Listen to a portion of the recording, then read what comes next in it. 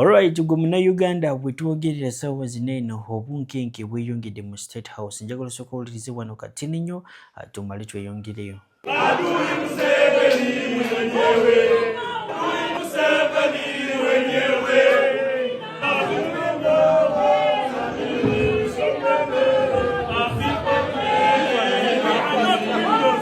Ndowooza muwulidde bulungi nnyo omukulu Alex Waiso Mufumbiro ne banne bwe bagamba nedda obunkenke obw'amaanyi bweyongedde mu State House nga balowooza nti omukulu agenda kubeera nga akkiriza omusango bakkiriza nti no ebyaddala yazza omusango so that burden yonna ebirenge esobola okuva ku President Yoweri Kaguta Museveni wamu ne gavumenti ye. Burden ki mu maaso awo byonna ogenda kubeera nga obinyonyoka. Omukulu amanyikiddwa nga Honorable Nalukola abadde munyiivu nnyo wamu n'abalala aba National Unity Platform abaana bafiiridde Mukono Road gamba nti Jinja Road bikwetedde mu maaso awo byonna ogenda kubeera nga obinyonyoka. Ate ye Pastor Namakula yavumye His Excellency Robert Kyagulanyi naye afunye bibye mu maaso awo. Video mugimpereka like ebyo nno bibadde highlights esobola okubeera nga etambula ku speed eyawaggulu nnyo etuukire bonna banjagadde okumanya kweno information naddala bannankyuka kiwapanga eno video ngikoledde specifically aba National Unity Platform gatana subscribing olunaku olwaliro nga bwe nkugambye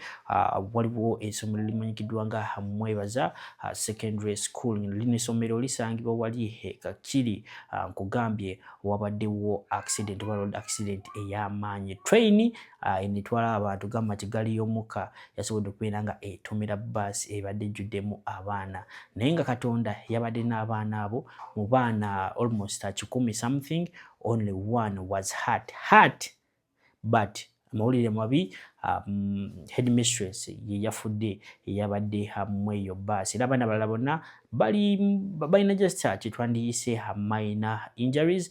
Wali omwana omu yekka gwe batadde mu ICU naye according to information gwe twasobodde okubeera nga tufuna okuva Mukono omwana oyo agenda kusobola okubeera nga akolaki wona era yeeyo accident yasobodde okubeera nga ebaawo ndowooza video mukubeera nga okolaki ogirabye nga tubitadde ku mabbali ebibaddewo wali mu kooti nkugambye tebibadde bulungi. Omukulu amanyikiddwa nga Alex Waiso Mufumbiro wamu n'abalala naddala ba political prisoners aba National Unity Platform bavuddeyo bo ne balaga obutali bumativu bwabwe ne balanga okubeera nga bayimba nga balaze that the situation is calm for them. They are ready to work or to remain on the truth. Tebagenda kubeera nga bakkiriza mujjukire bulungi kino omukulu amanyikiddwa nga Fred Lumbu yavaayo n'abagamba kino Katikkiro w'Obuganda Charles Peter Mayiga bamuwa omulimu gavumenti ya President Yoweri Kaguta Museveni egende mu makomera okubeera nga ekonvinsinga aba political prisoners basobola okubeera nga bakkiriza emisango egyo gavumenti gye yabateekako so that bafune freedoms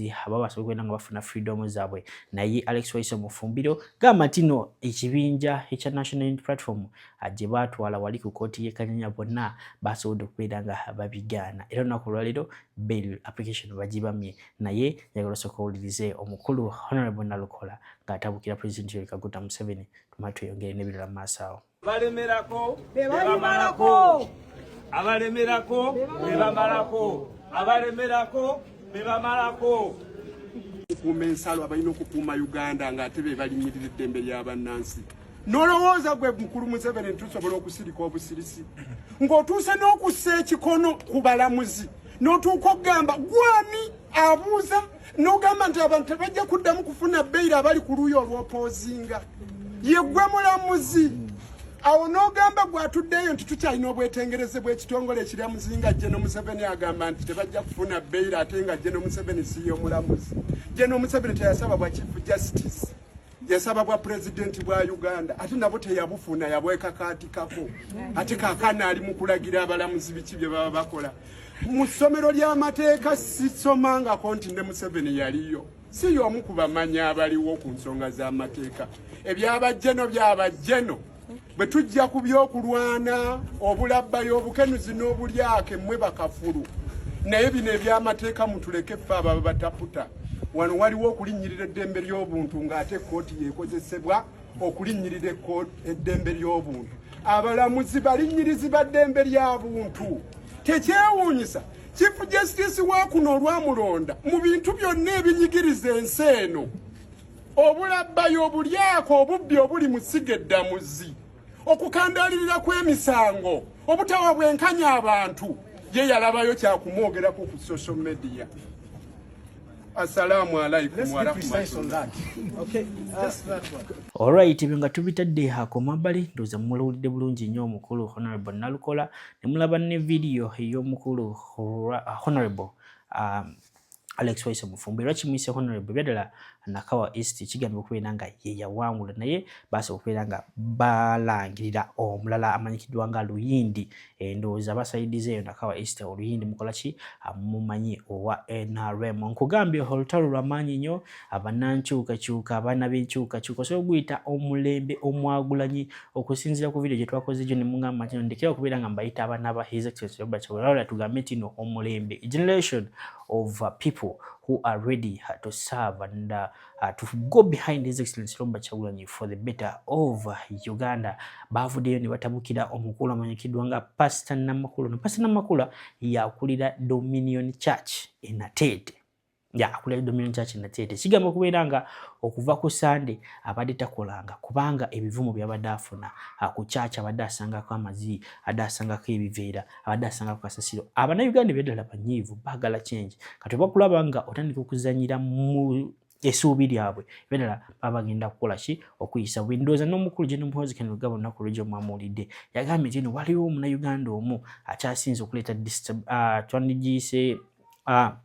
destabilization nasinga kubeera nga destabilizinga security ya Uganda nga linga gamba His Excellency Robert Kyagulanyi ye threat government ye ina sawa zino kubanga aina obuyambi okuva mu mawanga geki agebweru mulowooza amawanga ago ebyadala wegasalawo okuteeka amanyi ku Uganda General Muhoozi asobola okuddamu ebigambo byayogedde mujjuke bulungi kino ne Maduro ebigambo ebimu byayogeranga yagosoka oliza abana b'enkyukakyuka nga bateeka pastono Namakula mu bibi nyogero bajjukiza atana subscribinga kadde kajja personalize okateeke mu all ate n'ekirala video jimpereka like esobola nga etambula ku speed sokolabe abaana ba NUP mukuba ne munkubidde Pastor Manankula mama nyabo gwe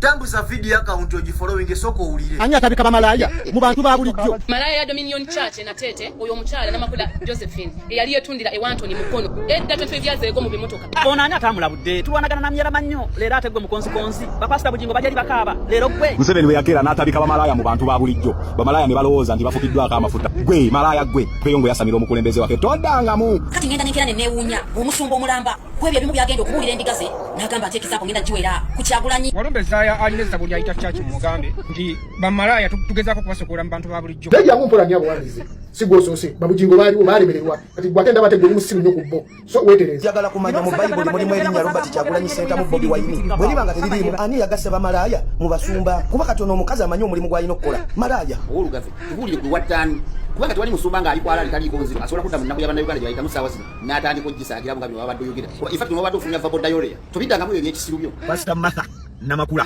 munnange bw'okwata akazindalo omwannyinaze ng'otandise kubuulira buulira bantu njiri lwaki omuntu alina okujja mu bulokole Kyagulanyi Center oba okumbye ku mbazzi Pastor wabalokole baye baddazaanyo ddo otwenge bali omujja mutamidde mama muwala laini tobuka mwanzi bugwedde okukiwayo kyo Ola bati Kyagulanyi Center mujja mu kamwako malaya yo musoko mujupire kwende namba 0706 atano mu 22304 mugisabe video debadiritinze ku page ya Dominion Church na Tete twagala video demwa George mwabadde mukoze ku president of ezo sente ze wadde Makula bujingu yazia nezimulakira rape yazia nezimulakira Walumbezaaya malaya mu mugambe teri essabo lyayita church tugenda dikumako omuliro etteka erisooka tagambwako etteka eryokubiri taddibwamu oba gwe Supreme Court oba gwe mubajje oba gwe mufuti oba gwe bishop oba gwani His Excellency Robert Kyagulanyi Center agambe ekintu ekyo kibeera kirina okukolebwa bw'okwata akazindalo buulira Yesu Kristo bwe yava e Yerusaalemu n'agenda wano Kyagulanyi Center mumuleke tuba tugenda kugaya tolaba nti taliiwo naye ffe weetuli mu Bible siwulirangamu nti banne mugende musomese ku Bobi Wine ali mu Amerika yadduka bikwatirako wa banne bikwatira wa ne Bible tewali munnaddiini nga talina musango talina gwe yali asse nga taliiko nziro asobola kudda mu nnaku y'abannayuganda n'agisaagira mugenda ne muzza ebikolobero eyo ne mwetundatunda ne mujjamu embuto z'abaana ne mulogaloga abantu ne mufuuwa ennindi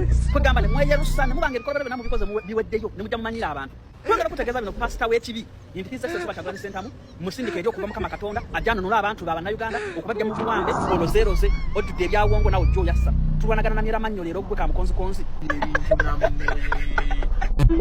nga tubitadde ku mabbali omukulu amanyikiddwa nga Namala oba Honorable Namala ono nga yaleese amendment bill eyo eyagala okujja obuyinza oba leader of opposition ku mukulu amanyikiddwa nga Joel Ssenyonyi obuyinza busobole okubeera nga budda ku sayidi yaki eya NRM. Ndowooza video twagikoze olunaku lw'ejo sagala mugambe nti no lwaki ogamba obuyinza bugenda kudda ku NRM byonna tukola ki tubimanyi bulungi nnyo anti PLU is a sister Naviranga sister political party of NRM. Ilo mukula mwenyekiddwa nga Tanga Odoi naye yasobodde okubeera nga akola ki bifu confirming. Olunaku olwaleero waliwo Honorable mwenyekiddwa nga Twino Mujuni.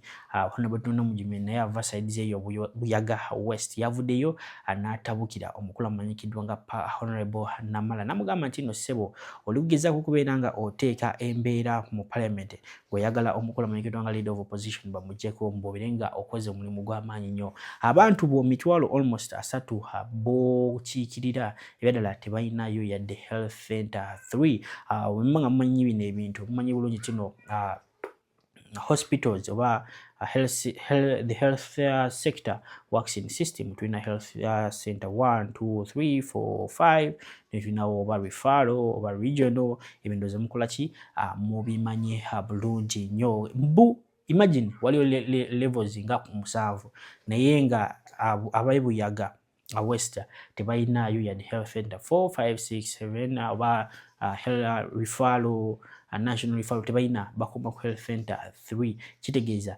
bakoma kufuna immunization wamu n'okufuna zikotamu okubeera nga umayina surgery ndoza health center 3 bazalisa mbere nga mumbulirawo mu comment section antino yoka gye balina ate it is not fully function okusinziira ku information tulina mugini byasobodde okubeera nga kunganya kuva sides eyo Bujaga West. Njagala mubibuuze mu comment section, do you think this guy should focus onto this amendment bill to remove the leader of opposition oba agenda soka yamba abantu be abe Buyaga West? Oba tunulide Nakawa West Joel Ssenyonyi baddala akozeeyo omulimu ogw'amaanyi tosobola nabba comparing abantu babiri abo. I don't know if you guys can compare in the comment section, but I don't feel like this comparison is even needed. Simanyi nakumanya lwaki andi byogerako kubanga tebasobola nabbira mu statement yemu and they can never be in the same statement. You get it? And you bajjukiza video mujimpereka like so kuyange tambula watana subscribing kaleka jim personalize okateke mo sokolabe tumayi tuyongereyo.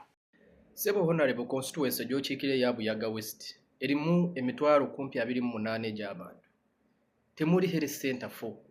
Muri muka health center 3 abantu kwe bafiira watali na basawo akatali mona ddagala. Embeera y'abantu mu constituency y'ogimanyi obwavu era kumpi emitwalo 27 bonna bakyali under poverty line. Bonna few abayinamu the economic activities ezandibadde zibajjayo oluguudo President Museveni lwe yabasuubiza emyaka 15 mabega nze ndowooza lwandibadde otandikirako oluguudo lwa Muhoro Ndeyiga olugatta constituency y'oku Democratic Republic of Congo. Olwo oluguudo lwandibadde lutegeeza kinene nnyo ku bantu b'e Buyaga West. Up to date myezi ebiri oli mu parliament tonaba kuvaayo okujjukiza President oluguudo olwo n'engeri abantu b'e Buyaga West gye babonaabonamu. Engeri gye bababbiramu amataka abagagga bajja olw'okuba batagetinga eby'obugagga by'omu ttaka. Land grabbing eri mu Buyaga West ne mu Kagada at large terabikangako. Renovation ey'eddwaliro ly'e Kagadi for many years President agisuubiza abantu. President aba ayagala abantu bamujjukiza. The huge miscalculation gy'okoze kwe kujja mu parliament n'oyagala quick popularity n'obeera excited n'oweerabira nti abantu eri nze kankubuulire Sebo Namala bw'ona ajjayo akalulu naku 2030 ojo ombuulire nti oli musajja because everyone is bitter in Buyaga West ku bizibu bye bakusindika okukiikirira abantu si kyekizibu kye wandibadde osookerako. For long lwaki Barnabas abadde Buyaga West for the last 20 years lwakuba nti Barnabas abadde affrontinga amaloboozi g'abantu. Okimanyi bulungi abantu baffe abalonda b'omu byalo obulumi bwe bayitamu at least ebizibu byabwe nobiba tebabikozeeko naye nga babyogeddeko ne babulira nti obyogeddeko kyo kyokka kibazzaamu essuubi kibawa essuubi nti waakiri waliwo ali mu kwogera ku bizibu byaffe.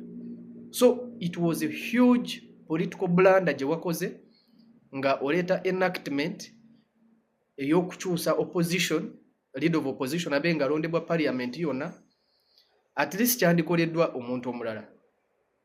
Era kyova olaba ababaka abasinga bakyepena because they know.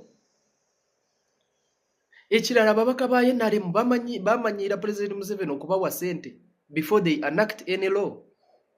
Miliyoni 2 wabalabye engeri gye beekyangamu tetujja kugira ffe tuli ba NRM simply because they are used to get money before they enact any law. So kati gwe mistake gye wakoze kwe kujja oli mpya mu parliament, you came and present such sensitive law to be enacted. So that was a huge political blunder. Era abantu bebuyaga banyivu nnyo simanyi na ngeri gy'ogenda okuddayo oba nnyonnyole ate 2030 nze nkulayira ndi wano